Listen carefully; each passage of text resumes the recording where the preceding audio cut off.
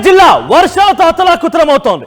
మెదక్లో ఇప్పటికే వేరు ప్రాంతాల్లో 12 మంది చిక్కుకున్నట్టు తెలుస్తోంది. దాంట్లో ఇద్దరు ఆల్రెడీ గల్లంత అయిపోయారు.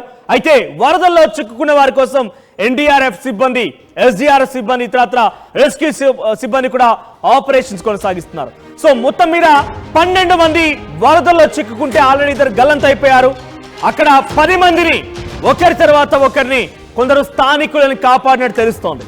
సో మిగిలినటువంటి 9 మందిని రక్షించే ప్రయత్నం ఆ డిఆర్ఎఫ్ టీం చేస్తున్నాయి. సో మొత్తంగా 12 మంది చిక్కుకుంటే దాంట్లో ఇద్దరు గల్లంత అయిపోతే ఒక్కరిని మాత్రం ఇతరులు కాపాడగలిగారు.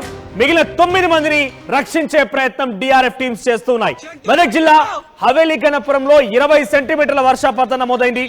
హవేలీ గణపూర్లో వాగులు కొట్టుకుపోతున్నాయి, పెద్ద ఎత్తున ఉప్పొంగి ప్రవహిస్తున్నాయి. దాంట్లో కార్లు ఇతరత్ర వాహనాలు కూడా కొట్టుకుపోతున్నాయి. సో ప్రయాణికులు ఉండొచ్చని, దాంట్లో ఆ కారులో ప్రయాణికులు ఉండొచ్చు అని చెప్పి అనుమానం వ్యక్తమవుతోంది. సో వరదలో ధూప్ సింగ్ తండా పూర్తిగా నీట మునిగిపోయింది. తమని కాపాడాలని గ్రామస్తులు ఆర్తనాదాలు చేస్తూ ఉన్నారు.